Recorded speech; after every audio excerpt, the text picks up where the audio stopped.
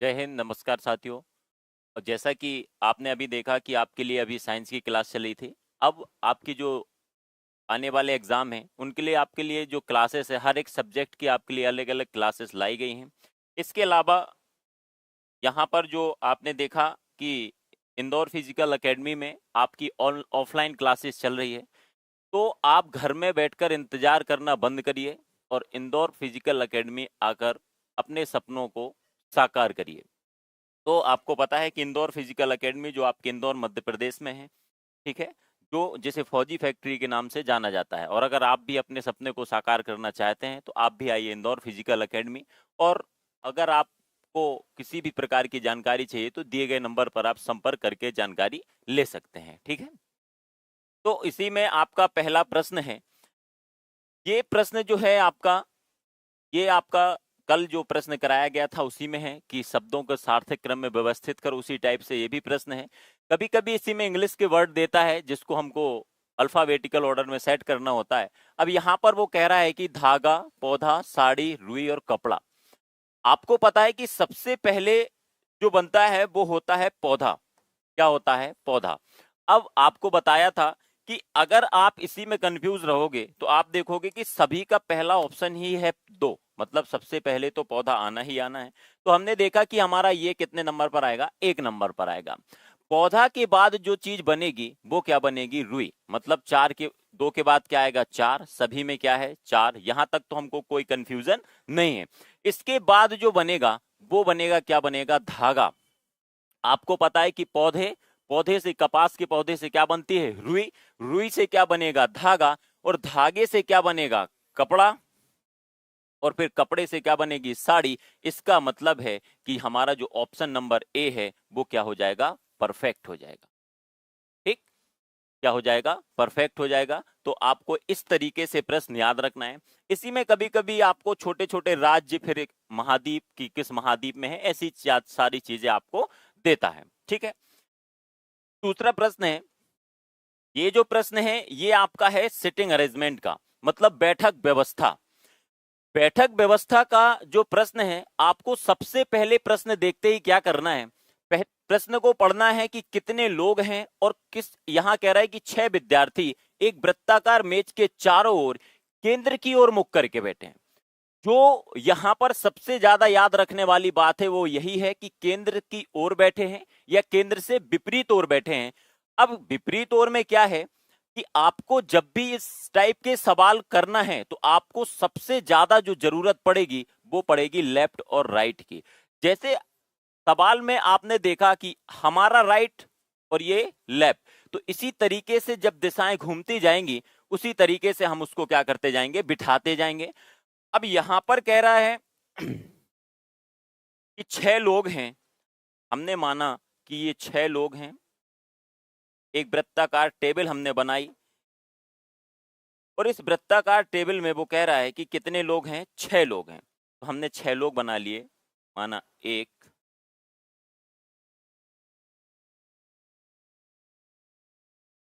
2, 3, 4, 5, 6। ये हो गए 6। अब देखो, अभी हमको नहीं पता कि कौन सा व्यक्ति कहां पर बैठा है। हमको केवल इतना पता है कि दिए गए सवाल में अभी वो कह रहा है कि 6 विद्यार्थी एक वृत्ताकार मेज के चारों ओर केंद्र की ओर मुख करके बैठे हैं। हमने बिठा दिए। फिर कह रहा है, यहां से सवाल कह रहा है कि जो ए है वो डी और ई के निकटतम पड़ोसी है। अब देखो, डी और ई का निकटतम पड़ोसी है, इसका मतलब है कि ये जो ए है वो डी और ई के कहां बैठा है? बीच में बैठा है। जब बीच में बैठेगा तभी तो दोनों का पड़ोसी होगा। तो अगर इस लाइन को ऐसा भी दे दे कि जो ए है वो डी और ई के बीच में बैठा है, तब भी बात वही है। लेकिन यहां पर उसने क्या दिया है कि जो ए है वो डी और ई का क्या है? निकटतम पड़ोसी है। अब निकटतम पड़ोसी है तो हमने देखा कि ये माना कि ये डी है और मान लिया कि ये ई है। डी और ई का निकटतम पड़ोसी कौन है? ए। हमने बिठा दिया कि डी और ई का निकटतम पड़ोसी कौन है? ई। अब कह रहा है सी, डी और एफ का निकटतम पड़ोसी है। सी किसका पड़ोसी है? डी और एफ का। तो देखो, डी और एफ का निकटतम पड़ोसी कौन है? सी। 1, 2, 3, 4, 5। अब बचा कौन? केवल बी। तो यहां पर जैसे ही आपने देखा कि बी आ गया, फिर कह रहा है यहां सी डी और एफ का निकटतम पड़ोसी है, फिर कह रहा है एफ सी और बी का निकटतम पड़ोसी है। एफ किसका निकटतम पड़ोसी है? सी और बी का निकटतम पड़ोसी है। तो कह रहा है ए और बी दोनों का निकटतम पड़ोसी कौन है। अब देखो ए और बी दोनों का निकटतम पड़ोसी कौन है, तो देखो ये है ए और ये है बी। ए और बी दोनों का निकटतम पड़ोसी कौन है? ई। तो इसका जो हमारा आंसर है ऑप्शन नंबर डी, ई, ये हमारा क्या हो गया? आंसर हो गया। अगर इसी प्रश्न में कह देता कि ए और बी दोनों के बीच में कौन बैठा है, तब भी कौन होता? ई होता। दोनों का निकटतम पड़ोसी पूछा है, तब भी कौन हुआ? ई हुआ। तो इस तरीके से ये सवाल आते हैं। कभी कभी इन्हीं सवालों में क्या होता है, ये 3 टाइप के सवाल होते हैं। ये तो सारे कहां देख रहे हैं? केंद्र की ओर। कुछ कहां देखते हैं? केंद्र से बाहर। और कुछ सवाल ऐसे होते हैं जिसमें केंद्र की ओर भी देखे जाते हैं और केंद्र से बाहर भी देखते हैं। ठीक है, तो अपन उन सवालों को भी आगे जाके सॉल्व करेंगे। फिर कह रहा है एक पंक्ति में 15 लड़कियां खड़ी हैं, यदि राधा एक सिरे से 5वां स्थान है तो उसका दूसरे सिरे से कौन सा स्थान होगा। देखो ये जो प्रश्न है ये रैंकिंग का है। रैंकिंग मतलब क्रम व्यवस्था और सिटिंग अरेंजमेंट मतलब बैठक व्यवस्था। दोनों जो टॉपिक हैं दोनों कैसे हैं? अलग अलग टॉपिक हैं। अब कल जैसे कि अभी सवाल हमने देखे होंगे, आपने किए होंगे कि आपको दिया जाता था कि एक व्यक्ति का स्थान राइट साइड से इतना है और लेफ्ट से इतना है, तो टोटल उस कक्षा में या उस पंक्ति में कितने बच्चे हैं, कितने लोग हैं, तो अपन उसका सीधा सीधा सवाल लिखते थे कि कुल व्यक्ति बराबर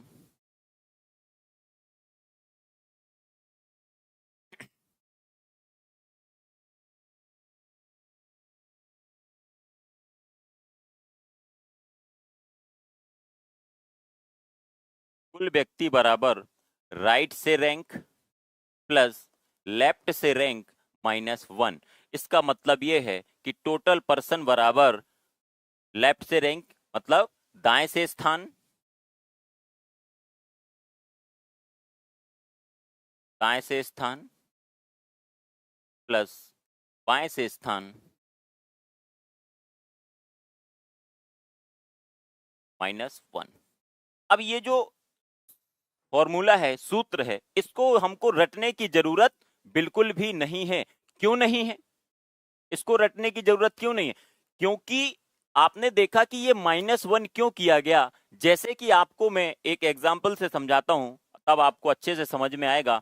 जैसे कि आपने देखा कि यहां पर 5 व्यक्ति हैं, जैसे 1 2 3, हम इस व्यक्ति के बारे में बात करेंगे तो आपने देखा कि इसका बाएं से कौन सा स्थान है?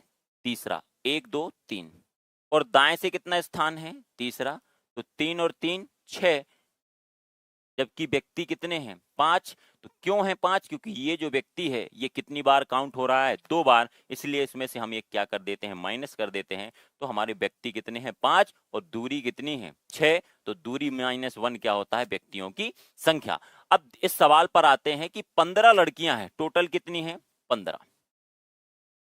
एक सिरे से उसका स्थान कितना है? 5वां। मान लो उसका राइट से जो रैंक है वो 5वीं है और दूसरे सिरे से जो आपको रैंक चाहिए वो ज्ञात करनी है। दूसरे सिरे से जो उसका स्थान है वो ज्ञात करना है। दूसरे सिरे से स्थान या रैंक वही चीज है, -1। ठीक। अब आपने देखा कि 15 बराबर ये 5 और में से एक गया, क्या बचा? 4 प्लस दूसरे सिरे से स्थान,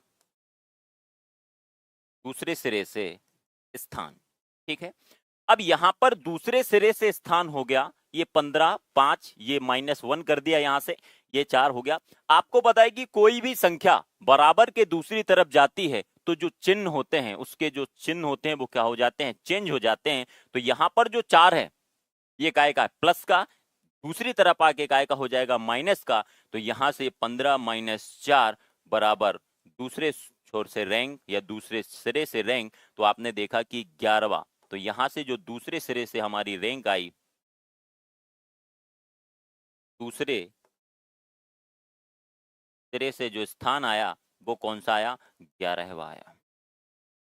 कौन सा हो गया? 11वां।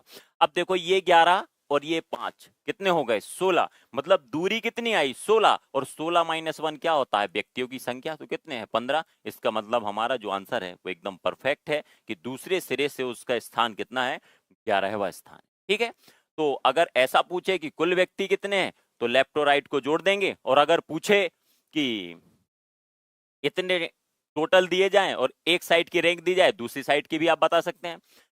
अब देखो ये जो प्रश्न है कैलेंडर का है, कह रहा है यदि 5 जनवरी 2005, 5 जनवरी 2005 को शनिवार है, क्या है शनिवार है, तो कह रहा है कि 97 दिन बाद कौन सा दिन होगा, कौन सा दिन होगा। तो आप देखो अगर हम ऐसा करें कि 5 जनवरी 2005, फिर हम इसको काउंट करें कि 6 जनवरी 2005 को रविवार, 7 को सोमवार, 8 को मंगल, तो इस तरीके से हमको 97 दिन ही लगेंगे इस प्रश्न को करने में, और हमको केवल 1 घंटे का समय रहता है, उसी में हमको 4 सब्जेक्ट करने हैं। तो आपको पता है कि जो ये दिन है कैलेंडर है, कैलेंडर को अगर हम विषम दिन से सॉल्व करें, विषम दिन मतलब क्या होता है ऑड डेज, विषम दिन, विषम दिन के तरीके से सॉल्व करें, विषम दिन की परिभाषा होती है कि 7 का भाग देने पर जो शेषफल बचता है उसे हम क्या कहते हैं विषम दिन कहते हैं। अब 7 का भाग देने पर शेषफल बचता उसे हम क्या कहते हैं विषम दिन। तो 97 में हमने 7 का भाग दिया। अब देखो यहां पर 97 में हमने 7 का भाग दिया, तो 97 में जब हम 7 का भाग देंगे तो 7 एकम 7, कितना बचा 2, और यहां पर ये 7 आ गया, 7 तिया 21, कितना बचा 6। अब ये हमारा आ गया 6। तो जो दिया गया दिन है शनिवार, इसमें हम 6 को क्या कर देंगे जोड़ देंगे। तो आपने देखा कि शनिवार में अगर हम 6 जोड़ेंगे तो रवि 1 2 3 4 5 6, तो या रविवार, सोमवार, मंगलवार, बुधवार, गुरुवार, शुक्रवार। तो इस तरीके से हमारा आंसर क्या आ गया शुक्रवार। लेकिन यहां पर एक चीज आप ध्यान रखना, अगर वो कहता कि 97वां दिन कौन सा है, तब तो हमारा क्या होता शुक्रवार होता, क्या होता शुक्रवार। लेकिन एक बात उसने लिखकर दी है कि 97 दिन बाद, और आपको पता है कि अगर मैं आपसे कहूं कि 2 दिन बाद, 2 दिन बाद, तो इसका मतलब है कि तीसरा दिन, कौन सा दिन तीसरा दिन। तो सेम चीज यहां है कि 97 दिन बाद मतलब कि 98वां दिन। तो इसमें हम अब 7 का भाग देंगे। अगर यहां होता कि 97वां दिन कौन सा होगा बाद नहीं होगा, तब हम 97 में भाग देते, लेकिन ये कह रहा है बाद मतलब एक दिन और जुड़ेगा। तो हमने 98 में भाग दिया कितने का 7 का, 7 एकम 7, 2 बचे और यहां पर 8 आया, 7 चौके 28, यहां पर शेषफल कितना बचा 0, और 0 बचा। इसका मतलब है कि यहां भी शनिवार था, तो ये आंसर में भी क्या होगा शनिवार ही होगा, क्योंकि विषम दिन कितना बचा 0। अब शनिवार में हम 0 जोड़ेंगे, ठीक है, तो क्या आएगा शनिवार ही आएगा। कोई उसमें 0 को किसी भी संख्या में जोड़ो या फिर घटाओ, आंसर में कोई प्रभाव नहीं पड़ता है। तो इस तरीके से विषम दिन के तरीके से हम क्या कर सकते हैं सवालों को कर सकते हैं। बस ये जो बात है ये आपको ध्यान रखनी होगी कि 97वां दिन तो 97वां दिन, अगर आपसे कहा दूसरा दिन तो 2 दिन, और अगर कहा 2 दिन बाद तो क्या है तीसरा दिन। तो इसी तरीके से कौन सा दिन था 98वां। ठीक है, अगला सवाल है ब्लड रिलेशन से। ब्लड रिलेशन से जो आपका सवाल है वो कह रहा है कि ई एफ का भाई है। ई किसका भाई है एफ का भाई है, ई की पत्नी है, डी ई की पत्नी है। ब्लड रिलेशन का सवाल के लिए आपको बताया था कि आपको 2 से 3 चीजें हैं जिनकी जानकारी होना बहुत ज्यादा जरूरी है कि हमारा कैंडिडेट मेल है या फीमेल है, किस जनरेशन का है, जनरेशन गैप क्या है, और एक जनरेशन में कौन कौन से सदस्य होते हैं। तो आपको पता है कि एक जनरेशन में भाई बहन और कौन होते हैं माता पिता होते हैं। तो ये जो सवाल आपका कैसे ब्लड रिलेशन यानी कि रिश्तेदारी, ये वही रिश्तेदारी जो आप मेहनत में अगर कमी कर रहे हैं तो आपके रिश्तेदार आपकी असफल होने का इंतजार कर रहे हैं, इसलिए आपको ईमानदारी से मेहनत तो करना ही पड़ेगा। ठीक है, तो आपने देखा कि ई एफ का भाई है। ई किसका भाई है? एफ का। ठीक है, हमने ई को भाई माना कि ई भाई है, मतलब लड़का है, मतलब आदमी है, मेल कैंडिडेट है, इसलिए किस काय में बंद कर दिया? त्रिभुज में। ई किसका भाई है? एफ का। अब एफ का भाई है तो देखो एफ का जेंडर अभी हमको पता नहीं है, एफ उसकी बहन भी हो सकती है और एफ उसका भाई भी हो सकता है।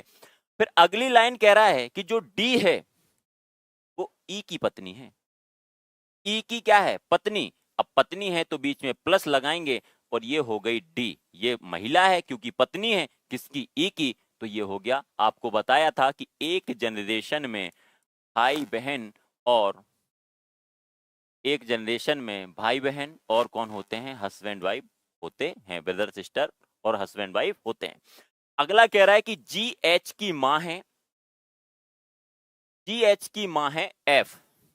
ठीक, जी एच की मां कौन है? एफ। जी की जी एच की मां है। अब देखो यहां पर जी और एफ, जी और एच तो दिया नहीं है, एक लाइन दी है कि एफ जी की बहन है। एफ किसकी बहन है? जी की। एफ बहन है किसकी? जी की। और जी किसकी मां है? एच की। यहां पर कह रहा है एफ जी की बहन है। एफ किसकी बहन है? जी की। अब देखो जी की बहन है तो जी उसका भाई भी हो सकता है, बहन भी हो सकती है। फिर कह रहा है कि जो जी है वो एच की मां है। जी मां है किसकी? एच की। तो हमने देखा जी मां है, जी किसकी मां है? एच की मां है, तो हमने बना लिया ये एच है।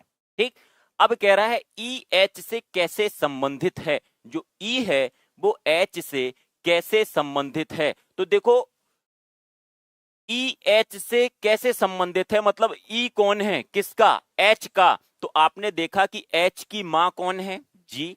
जी की बहन कौन है? एफ। और ये तीनों आपस में क्या है? भाई बहन है। तो आपको पता है कि अगर ये मां है एच की तो एफ एच की कौन होंगी? मौसी होंगी। और जो ई हैं ये एच के कौन होंगे?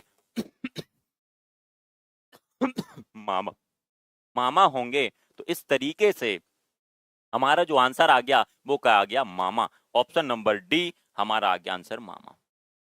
अगर इसी सवाल में ऐसा होता कि आपसे पूछता कि डी, जो डी है वो एच से किस प्रकार संबंधित है, तो आपको पता है कि मामा की जो पत्नी होती हैं उनको क्या कहते हैं? मामी कहते हैं। तो इसका आंसर फिर क्या हो जाता? मामी। अगर यहां ई एच की जगह हो जाता एच ई से किस प्रकार संबंधित है, तो देखो ई अगर मामा है तो ये कौन होगा? भांजा। लेकिन इसका तो हमको अभी जेंडर पता नहीं चला, ना ये त्रिभुज में है, ना ये गोले में है, सर्किल में है। तो ये हो सकता था फिर भांजा या फिर भांजी। मतलब कहने का ये है कि अगर आपसे ये फैमिली चार्ट बनाना आ गया तो फिर किसी भी तरीके का सवाल हो आपको करने में कोई भी परेशानी नहीं होगी। ठीक है, अगला प्रश्न है आपका ये है आपका डायरेक्शन से, डायरेक्शन और डिस्टेंस मतलब दिशा और दूरी। ठीक है, तो दिशा और दूरी से सवाल में क्या होता है कि हमको कुछ बातें हैं, लेफ्ट राइट ये सब जानकारी तो होनी ही चाहिए कि दायां क्या है बायां क्या है। ठीक है, यहां पर कह रहा है कि एक दिन नीतू 5 किलोमीटर पूर्व में जाने के बाद, अब देखो 5 किलोमीटर कहां जाने के बाद? पूर्व में जाने के बाद 45 डिग्री दाएं मुड़ती है और 4 किलोमीटर आगे चलती है। उसके बाद वह 90 डिग्री दाएं मुड़ती है और 3 किलोमीटर तक गई। फिर बताएं कि नीतू अपने प्रारंभिक स्थान से अब किस दिशा में है। देखो सवाल जब भी आप करोगे यहां पर केवल उसने पूछा है दिशा। क्या पूछी आपसे? दिशा। जब उसने केवल दिशा पूछी है तो आपको दूरी से कोई लेना देना नहीं है। बस आपको करना क्या है, आपने देखा सबसे पहले आप लिखोगे कि जो हमारा व्यक्ति है वो कहां है? पूर्व में है। कहां पर है? पूर्व में। अब ये जो 45 डिग्री दाएं मुड़ा, आपको पता है कि अगर दायां मुड़ेगा तो ऐसा मुड़ेगा और ऐसे ही तो हमारी घड़ी चलती है, तो उसको हम कहते हैं 45 डिग्री क्लॉकवाइज, मतलब कि घड़ी की दिशा। दायां मुड़ना मतलब घड़ी की दिशा में मुड़ना, और बायां मुड़ना मतलब घड़ी की विपरीत दिशा में मुड़ना। अब कह रहा है कि फिर उसके बाद 90 डिग्री फिर से दाएं मुड़ा, मतलब कि 90 डिग्री फिर से कैसा घूमा, घड़ी की दिशा में घूमा, मतलब कि क्लॉकवाइज घूमा। कैसा घूमा, क्लॉकवाइज घूमा, घड़ी की दिशा में घूमा, ये हो गया 90 डिग्री क्लॉकवाइज। ठीक है, अब इसके बाद 90 डिग्री क्लॉकवाइज हो गया, हमने इन दोनों को जोड़ा तो ये हो गया हमारा 135 डिग्री क्लॉकवाइज, मतलब घड़ी की दिशा। अब आप जानते हैं कि ये हमेशा जब भी हम दिशाओं को कागज पर, किसी मैप में, बोर्ड में, कॉपी में, कहीं भी देखते हैं तो हमारे राइट हैंड साइड पर हमेशा जो दिशा होती है वो होती है पूर्व, और पूर्व का विपरीत क्या होता है, पश्चिम, और ऊपर क्या होता है, उत्तर, और नीचे क्या होता है, दक्षिण। ठीक है, अब देखो व्यक्ति हमारा कहां था, पूर्व में, तो हमारा व्यक्ति अगर पूर्व में था और यहां से 135 डिग्री कैसा घुमाना है, क्लॉकवाइज, मतलब घड़ी की दिशा में घुमाना है, तो देखो घड़ी की दिशा में ये कितना घूमेगा, 90 डिग्री। अब इन दोनों दिशाओं के बीच में एक दिशा है, ये है दक्षिण पूर्व, जिसे हम कहते हैं उपदिशा। इन दोनों से मिलकर बनी, इन दोनों से मिलकर कौन सी बनी, उत्तर मिल, और पूर्व से मिलकर उत्तर पूर्व। इन दोनों से मिलकर कौन सी बनी, दक्षिण पश्चिम। और यहां कौन सी बनी, उत्तर पश्चिम, ये बनी। अब ये दिशाएं बनने के बाद आपने यहां पर देखा कि 135 डिग्री, तो 135 135 डिग्री, तो ये 90 डिग्री, और ये 45 डिग्री, दोनों मिलाकर कितना हो गया, 135 डिग्री हो गया। इसका मतलब कि व्यक्ति अब कहां पहुंच गया, दक्षिण पश्चिम में। और ऑप्शन नंबर डी, दक्षिण पश्चिम, हमारा परफेक्ट आंसर हो गया। इसका मतलब यह है कि यहां पर जब केवल दिशा की बात की जाए तो हम इस तरीके से सवाल को कर सकते हैं। मान लो यहां दाएं था, यहां बाएं होता, तो आपको पता है कि अगर बाएं ज्यादा है तो ज्यादा में से कम को घटा देंगे, और जो भी बचेगा, ज्यादा वाला बचेगा, उसी हिसाब से हम ये वाला चित्र बना करके डायरेक्शन का, उसके बाद हम उसको क्या कर देंगे, घुमा देंगे, तो हमारा आंसर आ जाएगा। ठीक, तो ये बात आप ध्यान रखना। अब देखो ये जो प्रश्न है, ये प्रश्न है दिए गए उत्तरों में लुप्त संख्या ज्ञात कीजिए। कौन सी संख्या ज्ञात कीजिए, लुप्त संख्या ज्ञात कीजिए। अब देखो कभी कभी क्या करता है कि यहां पर मान लो सवाल सेम रहता है, यहां पर आपको दे दे 25, और यहां पर दे दे आपको 36, और यहां पर दे दे आपको 11। तो देखो 25 काय का वर्ग है 5 का, 36 काय का है 6 का, दोनों को जोड़ दिया 6 5 11। मतलब इस वाले सवालों में अलग अलग तरीके से सारे प्रश्न करता है, आपको सारे प्रश्न कराए जाएंगे। ठीक है, ये जो प्रश्न अपने सामने आया इसमें उसने क्या किया, आप देखो यहां पर उसने लिखा 18। अब देखो अगर हम माने कि 215 किसी का वर्ग है, 415 तो 415 तो नहीं। अब यहां पर 30, 462 भी किसी का नहीं, 378 भी नहीं। तो हम देखते हैं आखिर उसने किया क्या है। तो यहां पर उसने क्या किया कि जैसे ये था 215, 2 1 5, और ये क्या था 415। तो यहां पर उसने क्या किया कि हर एक नंबर को आपस में जोड़ दिया, और आपस में जोड़ने पर जो संख्या प्राप्त हुई उसको बीच में लिख दिया। 2 और 1 3 और 5 8 4 12, 1 13 और 5 18। तो इन सब को आपस में जोड़ने पर क्या मिला, 18 मिला। अगली संख्या क्या थी, 4 प्लस 6,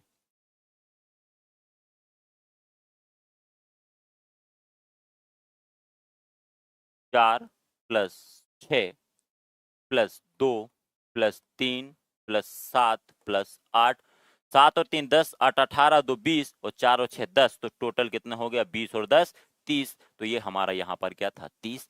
अब सेम यहाँ करेंगे कि 5 और 3, 2 plus 5 plus 3 plus 7 plus 4 plus 4। तो हमने देखा कि 5 और 2 7 3 10 7 17, 17 और 8 कितने होते हैं, 25। तो हमारे इस सवाल का जो परफेक्ट आंसर हो गया वो क्या हो गया, 25। तो यहाँ पर प्रश्नवाचक चिन्ह की जगह क्या आ जाएगा, 25। क्या आ गया हमारे यहाँ पर, 25 आ गया।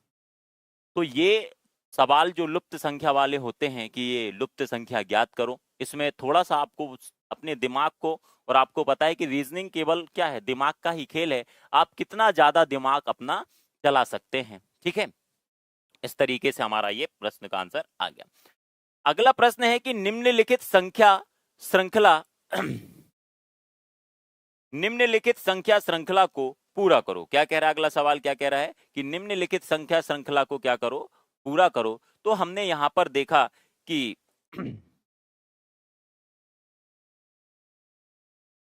ये जो सवाल है काय का है, हमारा सीरीज का है। काय का है, सीरीज। सीरीज मतलब श्रृंखला। अब श्रृंखला के सवाल में हम क्या करते हैं, हमने देखा कि यहां पर है 55। अब इस सवालों को आपको बताया था कि हम दो तरीके से सॉल्व कर सकते हैं।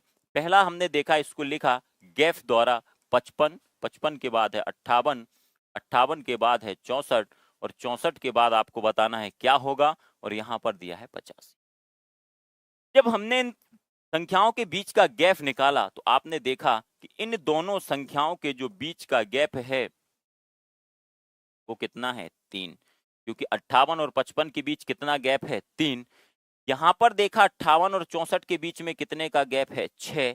अब आपको बताना है कि इन दोनों के बीच में जो गैप है वो कितने का होगा।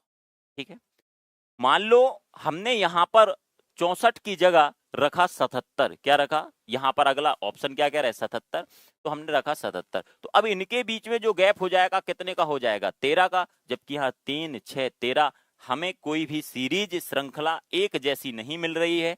हमने ये करके देखा कि यहाँ 3, यहाँ 6, ऐसा तो नहीं, यहाँ पर क्या है, 9 है।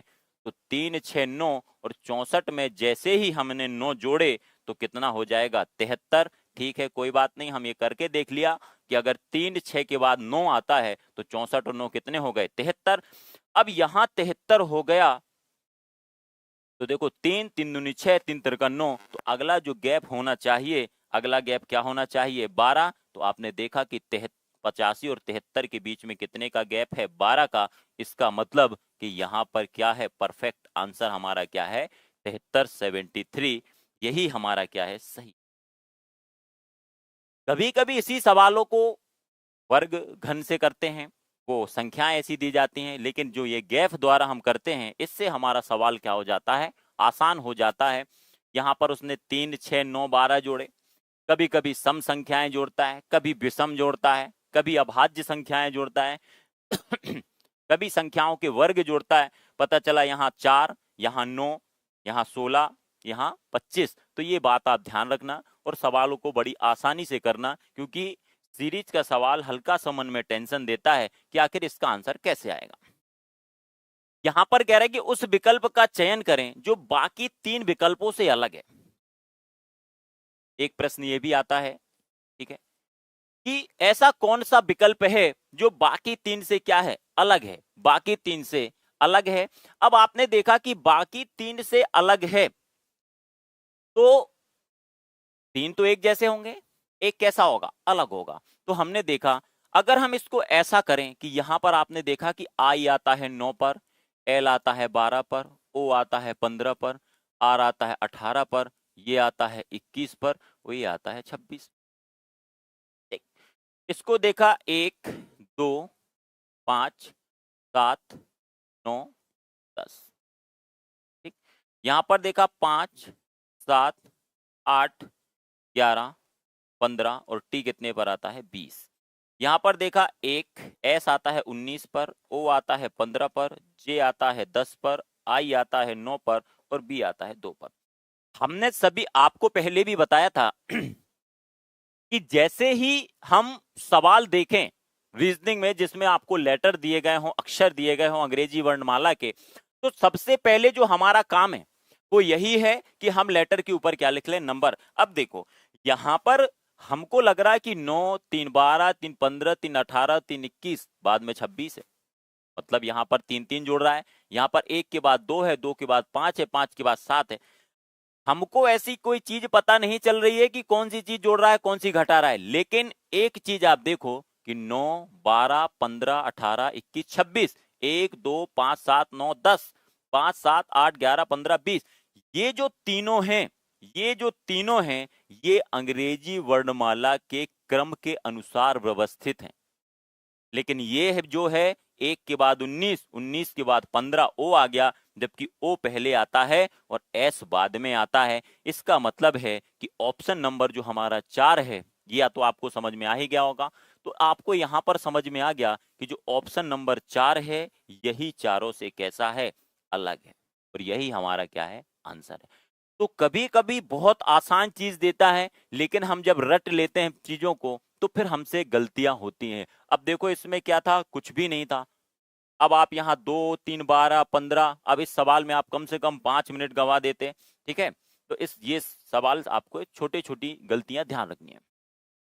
अब यहां पर कह रहा है कि उस विकल्प का चयन कीजिए जो तीसरे अक्षर समूह से उसी प्रकार संबंधित है जैसा दूसरा अक्षर समूह पहले अक्षर समूह से संबंधित है।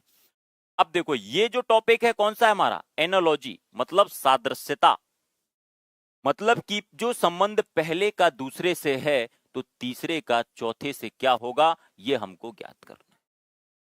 कर लेते हैं, कोई बात नहीं। आपको बताया कि जितनी जल्दी आप ये सीख गए कि ये अक्षर वाले सवाल देखे और हमको नंबर लिखना है, आपने देखा एस आता है 19, ई आता है 5, भी आता है 22, वापस से 5, वापस से 18, 1 और यहां पर 12 हो गया ये। अब इसके बाद यहां आपने देखा एम कितने पर आता है, 13, Z 26, S 19, D 4, W 23, D 4 और T 20।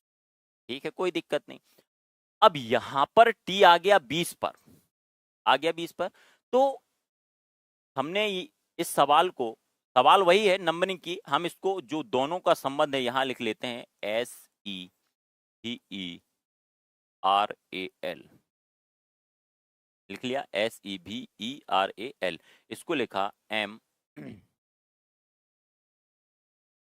Z S D W D T. मतलब देखो एस को लिखा है एम, एक हमारा मन यही जाएगा कि एस आता है 19 पर, एम आता है 13 पर, तो यहां से यहां तक उसने शायद 6 घटा दिए। ठीक है, कोई दिक्कत। यहां पर भी उसने कितने घटा दिए, 6 घटा दिए, कोई दिक्कत नहीं। लेकिन यहां जो भी आता है, ये आता है 22 पर और ये आता है 19 पर, यहां कितने घटाए, 3, यहां कितना घटाया, 1। तो आपने देखा कि 6, 1, 3, 1, हमारा जो सवाल है एक सीरीज के हिसाब से नहीं चल रहा है, इसमें एक श्रृंखला के हिसाब से हमारा सवाल नहीं चल रहा है। और अगर नहीं चल रहा है तो फिर हम इस सवाल को क्या करेंगे, हमने देखा कि ये कहीं ऐसा तो नहीं किया कि एस आता है 19 पर, एस को लिखा है टी यहां पर, मतलब कि एस में एक क्या किया, जोड़ा है, और अगले वाले में एक क्या किया है, घटाया है। कोई बात नहीं, हम करके देख लेते हैं। एच आता है 8 पर और 9 पर आता है आई, एक जोड़ दिया और ई के बाद कर दिया डी। तो इसका मतलब है कि ऐसा सवाल जिसके आखिरी में क्या हो, डी आई हो। आपने देखा यहां पर एम एच है, यहां डी जे है, यहां एम एच है, लेकिन एक ऑप्शन ऐसा है जहां पर डी आई है, और यही हमारा आंसर है। अब हमको आगे सवाल करने की भी जरूरत नहीं है, क्योंकि आप सवाल करोगे, कोई बात नहीं, करके देख लेते हैं। यहां पर भी आता है 22 पर और डब्ल्यू आता है 23 पर, तो ए के बाद क्या आएगा, बी, और देखो ये है बी। अब इसी तरीके से आप सवाल को करते जाओगे, सेम यही चीज मिलेगी। तो हमारे कहने का तात्पर्य केवल इतना सा है कि अगर आपको सवाल का तरीका पता चल गया तो फिर आपको ऑप्शन पर जाना है, और आप ऑप्शन पर गए कि लास्ट में आई आना है, तो भाई साहब यहां आई केवल चौथे वाले में है, और वही आई हमारा क्या है, आंसर है। और तुरंत हम फटाफट टिक करके, और जो हमारा ऑनलाइन पेपर होगा उसमें सेव एंड नेक्स्ट का बटन दबा करके आगे बढ़ जाएंगे। ठीक, तो इसका आंसर क्या हो गया, M H J C, M H J C B D I, यही हमारा क्या है, आंसर है। ठीक, अब आप इसको देखते जाना, इसी तरीके से हमारा क्या जाएगा, आंसर आ जाएगा। ठीक, एच एम, यही हमारा क्या हो जाएगा, आंसर। ठीक, आगे चलते हैं। अगला सवाल कह रहा है ब्लैक इन मैन का अर्थ है डॉलर परसेंटेज स्टार। ये जो प्रश्न है ये जो प्रश्न है ये कोडिंग डिकोडिंग का जो मिक्स्ड कोडिंग है, कोडिंग डिकोडिंग जो चैप्टर है वो 3 प्रकार के प्रश्न, उसमें 3 टाइप हैं। एक है हमारा नंबर कोडिंग, एक है हमारा लेटर कोडिंग और एक है हमारा मिक्स्ड कोडिंग। मिक्स्ड कोडिंग मतलब मिश्रित कोडिंग। अब मिश्रित कोडिंग में क्या होता है कि अभी तो उसने इन सवालों के आंसर में आपको दिया यहाँ पर डॉलर स्टार, लेकिन कभी कभी क्या होता है कि इसी को कह देता है ब्लैक इन मैन का अर्थ है टी फी जी। अब टी फी जी ये कोई भाषा तो है नहीं, तो कभी कभी हम इसको चाइनीज लैंग्वेज भी कह देते हैं। अब देखो यहाँ पर जो सवाल है देखने में हमको लगता है कि ये सवाल कैसे बनेगा, लेकिन इस सवाल जैसा सरल सवाल दुनिया में कोई सवाल नहीं होगा। आपने देखा कि यहां पर है ब्लैक इन मैन का अर्थ क्या है। सवाल में हमको क्या ध्यान रखना है कि सवाल का जो टॉपिक का जो समीकरण है, जितने समीकरण दिए गए हैं उन समीकरणों में क्या क्या चीज कॉमन है। हमने देखा कि पहले और दूसरे में अगर हम चेक करें तो पहले और दूसरे में देखो क्या कॉमन है, ब्लैक। ये क्या है, ब्लैक। पहले में ब्लैक है और इस वाले में भी क्या है, ब्लैक। दोनों में एक ही चीज कॉमन है, क्या है, ब्लैक। और यहां पर देखो इनके कोड में डॉलर परसेंटेज स्टार और यहां पर है percentage at the rate copyright. इसका मतलब है कि परसेंटेज किसका कोड हो गया, ब्लैक का, क्योंकि दोनों में एक ही चीज कॉमन थी, ब्लैक, और यहां पर भी एक ही चीज कॉमन थी, परसेंटेज। अब जो उसने आपसे पूछा है कि ब्लैक गोल्ड रोज का अर्थ क्या होगा, तो देखो परसेंटेज तो सभी में है। अब हम पहले वाले से पता नहीं लगा सकते क्योंकि एक ऑप्शन इनमें से कोई नहीं भी है। अब हमने देखा कि ब्लैक के बाद हमको चाहिए गोल्ड। क्या चाहिए, गोल्ड। अब देखो जो गोल्ड वर्ड है ये है गोल्ड, देखो किसमें किसमें है आपके सामने। ये जो गोल्ड है डायमंड रोज गोल्ड दूसरे समीकरण में है, तीसरे में गोल्ड है और दूसरे में गोल्ड है। अब हम दूसरे और तीसरे को चेक करें तो देखो दूसरे और तीसरे में अगर कोई चीज, एक चीज कॉमन है, डायमंड गोल्ड, और यहां पर क्या है, ये है। अब डायमंड और गोल्ड, यहां पर डायमंड रोज गोल्ड है और यहां पर क्या है, ब्लैक डायमंड गोल्ड। अब देखो डायमंड रोज गोल्ड, अब यहां पर जो डायमंड की स्थिति है वो दूसरे नंबर पे है, तो हम मान सकते हैं कि इसका कोड क्या होगा, एट द रेट होगा। और यहां पर डायमंड का क्या हो गया, एट द रेट, और गोल्ड का क्या हो गया, हैज। और यहां पर भी गोल्ड, यहां पर क्या होगा उसका कॉपीराइट, क्योंकि यहां पर भी उसका क्या है, कॉपीराइट। अब देखो यहां पर अगर हम ये मानते हैं कि उसका हैज है, तो हमने देखा कि ब्लैक का क्या आया, हमारा परसेंटेज। लेकिन इसी सवाल को जब हमने दूसरे और तीसरे में देखा तो यहां पर जो ब्लैक का कोड है डायमंड और गोल्ड का, यहां भी डायमंड गोल्ड कॉमन है, यहां भी डायमंड गोल्ड कॉमन। तो आप एक बात याद रखना कि यहां पर गोल्ड के जो कोड आ रहे हैं वो दो आ सकते हैं, या तो डॉलर आ सकता है, कॉपीराइट आ सकता है, या एट द रेट आ सकता है। तो ऐसी स्थिति में हम क्या करेंगे कि यहां पर एक ऑप्शन तो दिया है कि परसेंटेज कॉपीराइट हैज, लेकिन हम ये कंफर्म नहीं बता सकते कि गोल्ड का जो वो होगा वो यही होगा। ठीक, तो हम इसको क्या करेंगे, इस वाले सवाल का आंसर क्या लगाएंगे, इनमें से कोई नहीं, क्योंकि हमको गोल्ड का जो कोड है वो कंफर्म नहीं है। हम केवल इस स्थान से उसके रैंक का पता नहीं लगा सकते, क्योंकि यहां पर जैसे यहां पर ब्लैक था फर्स्ट पर, वहां पर भी ब्लैक किस पर था, फर्स्ट पर। ठीक है, उसका दोनों का क्या था, परसेंटेज था। अगर हम इस तरीके से करते हैं, तीनों में एक जैसा होता है, तो फिर इसका क्या हो जाता, क्योंकि इसका कॉपीराइट भी हो सकता है और एट द रेट भी हो सकता है। तो इस तरीके के सवाल में आपको ध्यान रखना है कि सबसे पहले आपको देखना है कौन सी चीज क्या है, कॉमन है, और कॉमन तरीके से आपको उनके क्या लाना है, आंसर्स लाना है।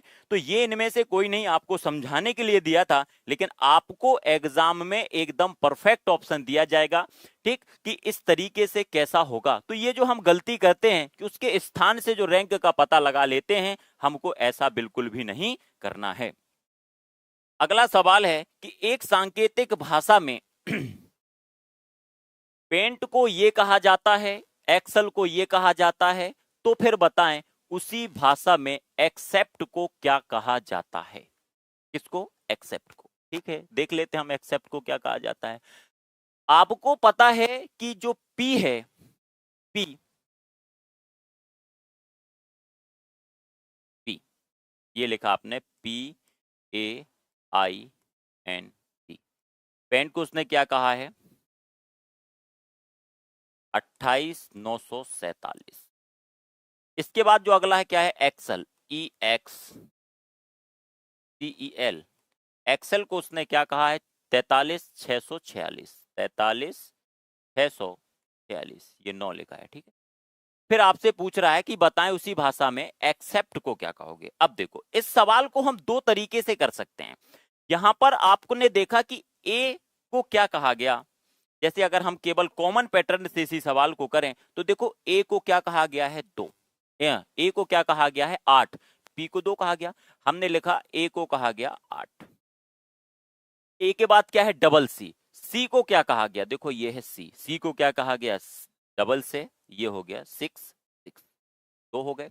इसके बाद जो अगला है वो है ई। अब देखो ई को क्या कहा गया है? ई को कहा गया है 4। यहां भी ई को क्या कहा गया है? 4। तो हमने लिख लिया 4। ई के बाद आया पी, और आप देखो पी को क्या कहा गया है? 2। हमने लिख लिया पी को कहा गया 2। और टी को क्या कहा गया? 7। तो हमने लिख लिया टी को कहा गया। हमको मिला 886, 427। तो यही हमारा ऑप्शन सी क्या हो गया? आंसर हो गया। तो ये हमारा जो पैटर्न है, ये कौन सा पैटर्न है? कॉमन पैटर्न है। कॉमन पैटर्न से हमने इस सवाल को क्या किया? सॉल्व कर लिया। हमारा आंसर भी आ गया 886, 427। यही हमारा क्या है? आंसर है। लेकिन ये तो आपको समझ में आ गया। लेकिन कभी कभी क्या होता है कि इसी सवाल को कुछ लोग दूसरे तरीके से भी कर लेते हैं। दूसरे तरीके से ऐसे करते हैं कि ये जो सारे लेटर्स हैं, जैसे पी का अपोजिट क्या है? के कितने पर आता है? 11 पर। तो एक और एक को जोड़ दिया तो क्या हो गया? 2। ए का अपोजिट क्या होता है? जेड, और जेड कितने पर आता है? 26 पर। 6 और 2 को जोड़ दिया तो क्या हो गया? 8। आई कितने पर आता है? 9। 9 का अपोजिट होता है आर। आर आता है 18 पर। 8 और 1 को जोड़ दिया तो क्या हो गया? 9। एन आता है 14 पर। 14 का विपरीत होता है 13। 13, 3 और 1 4। तो यहां पर क्या हो गया? 4।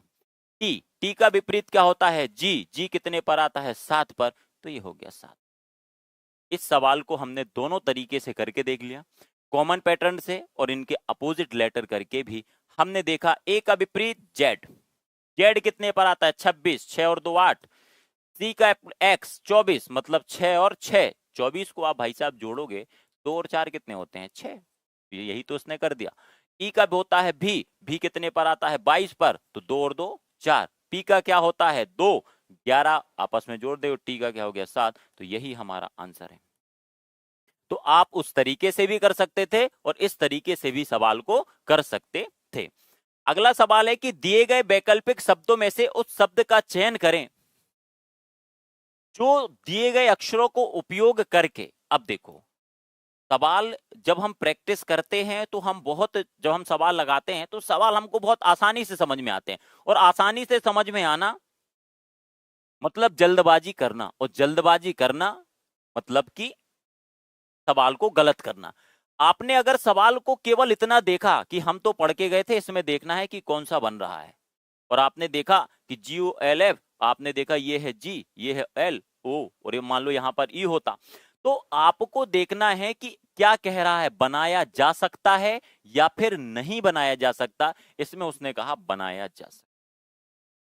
तो आपको सवाल पर अच्छे से नजर रखनी है कि कौन सा बनाया, क्या कह रहा है, बनाया जा सकता है या फिर नहीं बनाया जा सकता। क्योंकि आपको पता है कि अगर आपने अच्छे से नजर नहीं रखी और नजर हटी और दुर्घटना घटी और आपके 2 नंबर खत्म। और 2 नंबर के साथ साथ ये तो डूबेंगे, ये जो आपका सही होगा उसका भी 1 नंबर डुबा ले जाएंगे। ठीक है, तो आपको ये ध्यान रखना है। आपने देखा कि इस शब्द से मिलकर ये बनेगा कि नहीं। आपने देखा कि पूरे इस शब्द में एफ नहीं है, तो ये वाला शब्द तो कभी नहीं बनेगा। एफ है क्या कहीं इसमें? नहीं। AUNT, अब देखो AUNT, भाई साहब इस वाले लेटर में कहीं भी यू नहीं है। एल है, ई है, GISLATION नहीं है, ये भी नहीं बनेगा। अगला है TAIL, देखो TAIL,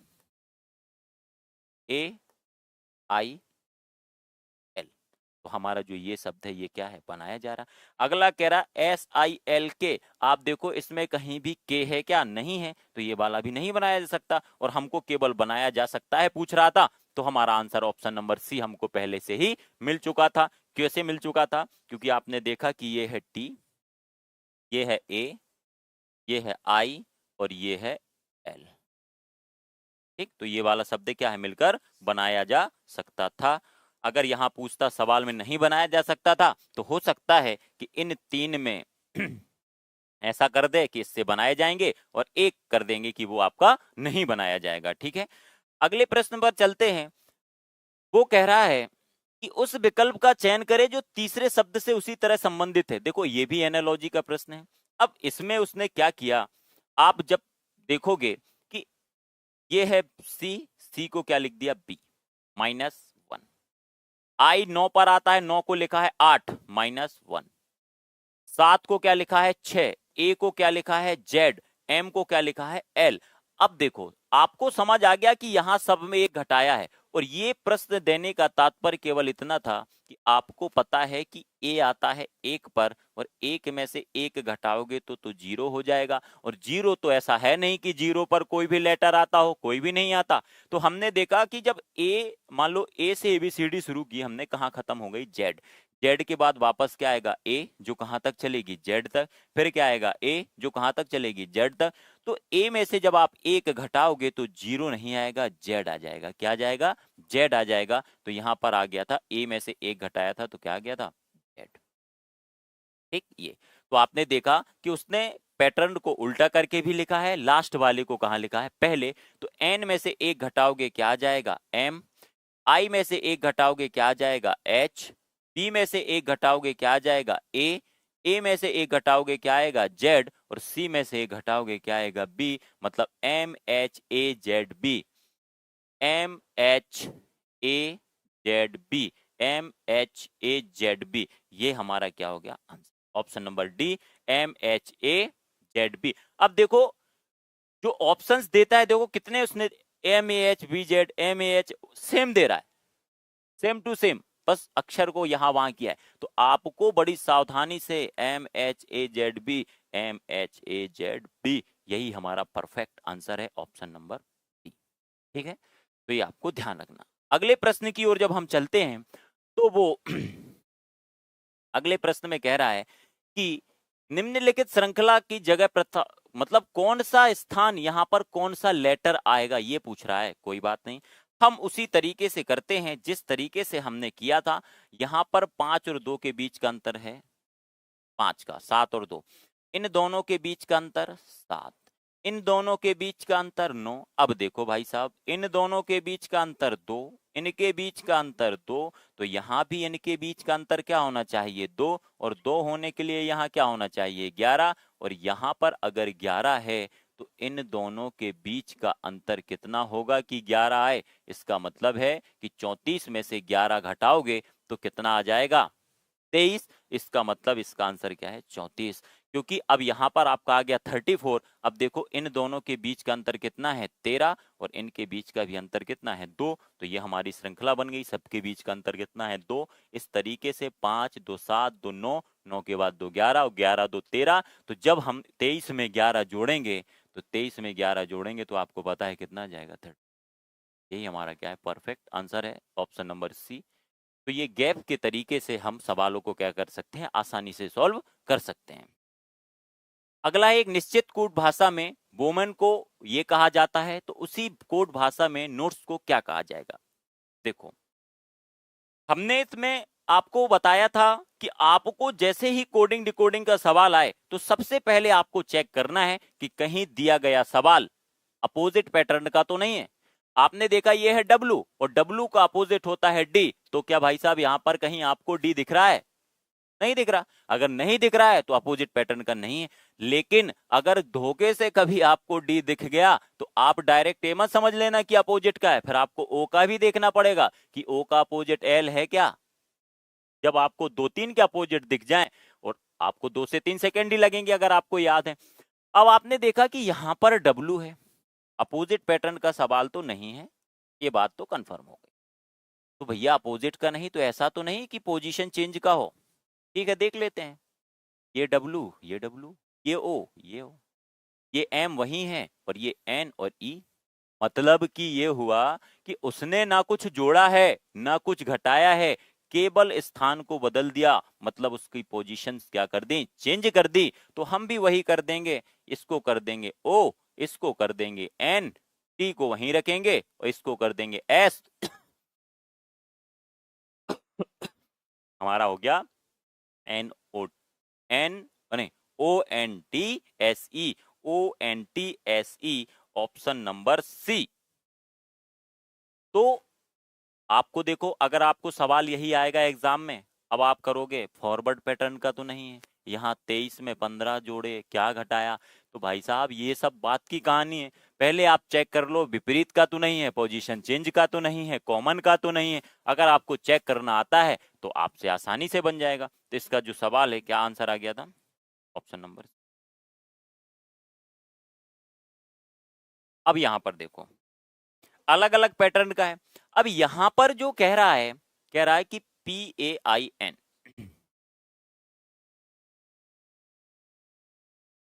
आपको अलग अलग 6 के 6 जो टाइप हैं, लगभग उन सभी को शामिल करके लाए। ये है UFN, UFNS, UFNS। अब देखो P कितने पर आता है, 16 पर, A कितने पर आता है, 1, I no, N 14, U 21, F 6, N 14, S 19। ये हो गया, ठीक। अब यहां पर आपने देखा कि 16 को क्या लिखा है, 21, कितने जोड़े, 5। एक को क्या लिखा है, 6, कितने जोड़े, 5। 9 5 14, और 14 और 5 19। मतलब ये वाला जो हमारा सवाल है, ये है आपका फॉरवर्ड पैटर्न। कौन सा है, फॉरवर्ड। अब आपने देखा कि आपको forward, reverse, cross, opposite, position change, सारे के सारे सवाल इसलिए कराए गए कि आपको याद रहे कि सवालों को कैसे सॉल्व करना है और किस तरीके से प्रश्न वो पूछता है। तो ये हमारा कौन सा पैटर्न है, फॉरवर्ड। फॉरवर्ड मतलब आगे बढ़ा रहा है, कितने कितने आगे बढ़ा रहा है, 5 5 आगे बढ़ा रहा है। तो इसी 5 5 के आगे बढ़ाने की कड़ी में हम इस सवाल को करते हैं, और सवाल को करने पर हमको मिला REST को क्या कहेंगे, REST।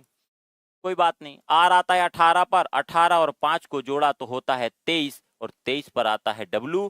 5 और 5 को जोड़ा तो आता है 10, और 10 पर आता है जे।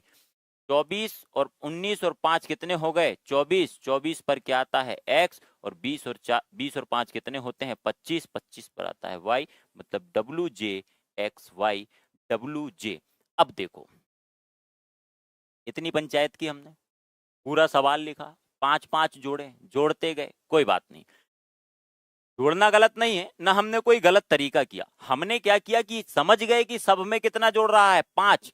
तो हमने देखा आर आता है 18 पर, और 18 में 5 जोड़े तो हो गया 23। हमको पहला लेटर पता चल गया कि चाहे दुनिया में कुछ भी हो जाए, पहले नंबर पर डब्लू ही आएगा। और अगर पहले पर डब्लू आएगा तो भाई साहब ऑप्शन चारों में केवल एक ही ऑप्शन ऐसा है जिसमें पहले पर क्या है, डब्लू। तो यही हमारा क्या है, आंसर। हमको आगे भी ये जोड़ने घटाने की जरूरत नहीं थी। लेकिन ये कब की चीज है, जब हमको पता हो कि कैसे करना है। अब अगर आप कर दो कि 18 में 5 जोड़े 23, और 23 पर आता है एस, और आप लगा दो एस वाला, आप कह दो 23 पर क्यू आता है।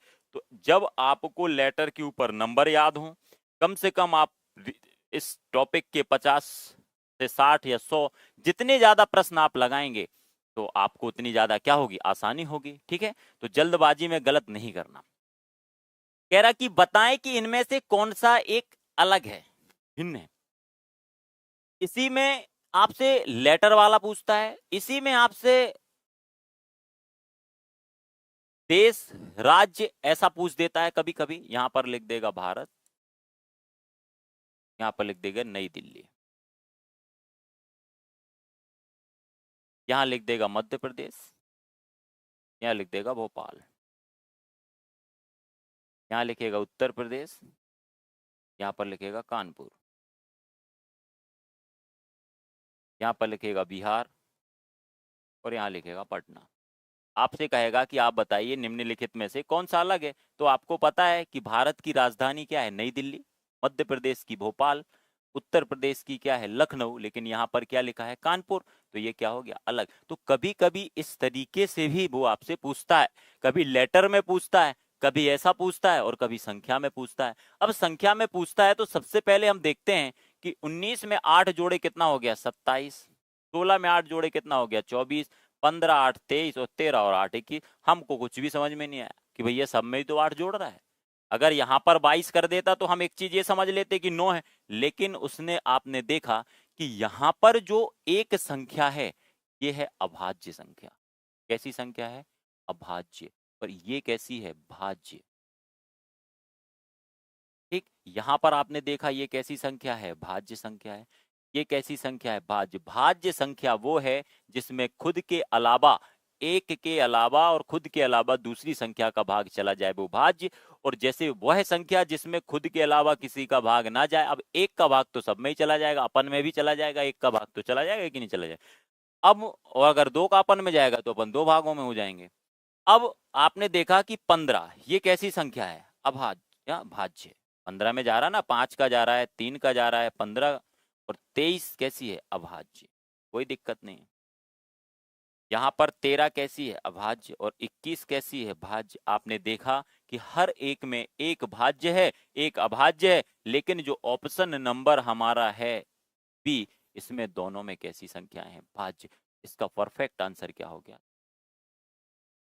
कभी कभी यहाँ पर ऐसा कर देता है, यहाँ पर लिख देगा 5, यहाँ पर लिख देगा 25, यहाँ पर लिख देगा 6, यहाँ पर लिख देगा 36, यहाँ लिखेगा 7 49, और यहाँ लिखेगा 8, और यहाँ लिख देगा 65। अब आपने देखा, अब आप ऐसा मत नहीं कर सकते कि ये विषम, ये विषम, ये विषम, ये सम है, ये आंसर होगा। ऐसा नहीं है, ऐसा इसलिए नहीं है। अब आप ऐसा भी नहीं कर सकते कि विषम विषम, सम सम, विषम विषम और सम विषम, ये अलग। अब देखो, आपने देखा कि ये 5 का वर्ग 25, 6 का 36, 7 का 49, 8 का 64 होता है, उसने लिखा है 65, तो ये होगा। आपको सारी चीजें इसलिए बता दी कि सवाल कैसा भी हो, बस आपसे बनना चाहिए। ठीक है, आपसे सवाल में कोई भी गलती नहीं होनी चाहिए। ठीक है, तो ये इस तरीके से अपने सवालों को कर सकते हैं। अगला सवाल है कि एक शब्द आपको दिया गया है, ओरिएंटल। ये प्रश्न भी बहुत अच्छा प्रश्न है।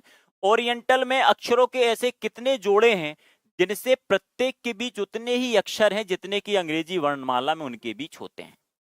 देखो इस सवाल को कैसे करते हैं, O R I, O R I E N T A L, ये हमने लिख लिया, ओरिएंटल वर्ड मिल गया। अब देखो इसको करने का तरीका क्या है कि हम हर एक लेटर को चेक करेंगे कि आखिर इनके बीच उतने ही लेटर हैं कि नहीं। देखो ओ कितने, ओ के बाद क्या, एम एन ओ के बाद क्या आता है, पी, लेकिन यहाँ पर आर है, हमको नहीं मिला। P O P Q R S T. देखो ओ से जब हमने चलना शुरू किया तो हमको एक शब्द मिला, O P M N O P Q R S T. जो टी है वो उसी स्थान पर है जैसे कि अंग्रेजी वर्णमाला में उतनी दूरी पर होता है, किससे, ओ से। तो हमको एक लेटर मिल गया, हमने लिख लिया, एक जोड़ा हमको मिल गया, ओ और टी। ठीक है, इसके बाद अगला गए, एम एन टी के बाद क्या होता है, एस टी यू भी, अब नहीं मिला, हमने इसको अब छोड़ दिया, अब हमको कोई मतलब ओ से नहीं है। ठीक, ये टी मिला था। अगले पर गए, R, R S T U भी डब्ल्यू एक्स, नहीं मिला। आई जे के एल एम एन, नहीं मिला। E F G H I, नहीं मिला। N O P Q T U भी ए बी, नहीं। मतलब यहां से चेक करने पर केवल हमको एक अक्षर मिला, वो है ओ और टी, जो एक पर्याप्त दूरी पर है जितने की अंग्रेजी वर्णमाला में दोनों लेटर्स के बीच में गैप होता है। अब लेकिन ऐसा नहीं है कि हमारा आंसर एक आ ही गया, अभी हम दूसरी साइड से भी चेक करेंगे। तो आपने देखा कि दूसरी साइड से चेक करेंगे तो यहां पर है एल, एल के बाद क्या था, M N O P Q R, L M N O P Q R. एक और भाई साहब हमको मिल गया, एल और आर। एल और आर के बीच में उतनी ही दूरी है जितनी की अंग्रेजी वर्णमाला में होती है। L आता है 12 पर, ये आता है 18 पर, 12, 13, 14, 15, 16, 17, 18, एक और लेटर मिल गया। A B C D E F G H T U V W X Y, M के बाद क्या आता है N O P Q R, देखो R यहाँ है, यहाँ नहीं है। फिर E F G H I J K R S, मतलब केवल हमको कितने लेटर मिले? 2। यही हमारा क्या है? Perfect answer. मतलब ये है कि आपको ऐसा नहीं है कि केवल इस साइड से हम चेक कर ले कि कितने लेटर हैं, हमको इस सवाल को दोनों साइड से क्या करना पड़ेगा? सॉल्व करना पड़ेगा। यहां से भी सॉल्व करना पड़ेगा और यहां से भी सॉल्व करना पड़ेगा, और जितने भी लेटर्स होंगे उनको हमको क्या करना पड़ेगा? लिखना पड़ेगा। कभी कभी ऐसा भी आता है कि एक भी लेटर नहीं रहते, कभी कभी 4-4 होते हैं, तो हो सकता है यहां लिख दे 3 से अधिक, कभी लिख दे कोई नहीं, लेकिन यहां पर जो परफेक्ट आंसर आया, क्या आया है? 2। ठीक, अगला सवाल है हमारा। कह रहा है कि किसी सांकेतिक भाषा में, अब देखो यहां पर किसी सांकेतिक भाषा में जून, JNE, जून को क्या कहा गया है? NXPE, NXPF।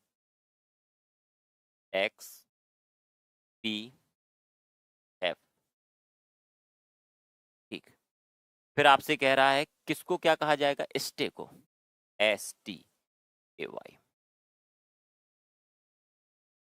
जितनी जल्दी आप ये दिमाग में ले आए कि कोडिंग डिकोडिंग मतलब लेटर के ऊपर नंबर, तो J आता है 10 पर, U आता है कितने पर?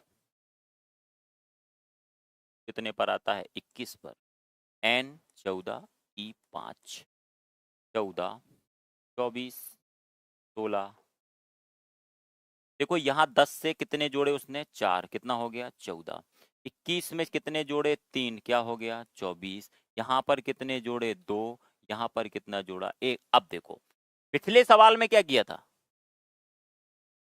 4 4 6 6 जोड़े थे, इसमें 4 3। अब हम रट नहीं सकते कि यहाँ भी 4 जोड़ा, तो हम यहाँ पर कर दें कि 19 4 23, 23 पर आएगा W तो आ जाएगा, लेकिन अगर सब में 4 दो दोगे तो फिर यहाँ पर X आ जाएगा, जबकि यहाँ पर वापस आपका क्या आना चाहिए? W। क्यों?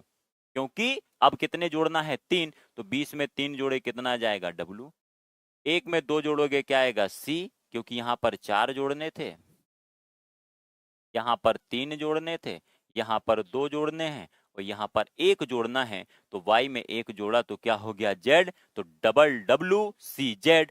अब डबल W देखो, डबल W यहाँ भी है, डबल W यहाँ तो W भी है, ये W भी W, ये दोनों होंगे नहीं, डबल W, ये डबल W, लेकिन लास्ट में क्या है? CZ। और यही हमारा क्या है? आंसर। देखो आंसर अगर आप यहाँ भी 2 के से 2 की जगह 3 जोड़ देते तो भाई साहब आपका D आ जाता, जबकि आना आपका क्या है? C। तो इस तरीके से हमारा जो परफेक्ट आंसर है वो क्या है? E हो गया। ठीक है, तो ये जो सारे आपको प्रश्न थे आपने देखे, सारे प्रश्न आपने लगाए, सॉल्व किए, आपको आपने भी किए होंगे और आपके आंसर्स भी आए होंगे, और अगर आपको कहीं दिक्कत हुई होगी तो आपने सवालों को ठीक से समझा होगा। ठीक है, तो आप इस तरीके से अपनी मेहनत को बरकरार रखें, और आपके लिए न्यू बैच शुरू हुआ है Indore physical academy offline classes का, जिसमें SSC GD, आपका CRPF NTPC जो आपकी वैकेंसी आई उससे रिलेटेड आपको सारी टॉपिक्स की अलग अलग क्लास चल रही है ऑफलाइन। तो आप भी आ सकते हैं इंदौर फिजिकल एकेडमी और अपने सपने को क्या कर सकते हैं? साकार कर सकते हैं। और किसी भी चीज की आपको जानकारी चाहिए तो आप दिए गए नंबरों पर संपर्क करके जानकारी ले सकते हैं, और घर में इंतजार करना बंद करें, आप जल्दी से जल्दी इंदौर फिजिकल एकेडमी ज्वाइन करें। ठीक है, तो सभी को प्रणाम, जय हिंद। और नवरात्रि आपकी स्टार्ट हो गई है। ठीक है, तो आप कमेंट बॉक्स में लिखो कि माता रानी की जय और वर्दी मिलना तय। ठीक है, सभी को राम राम, जय हिंद।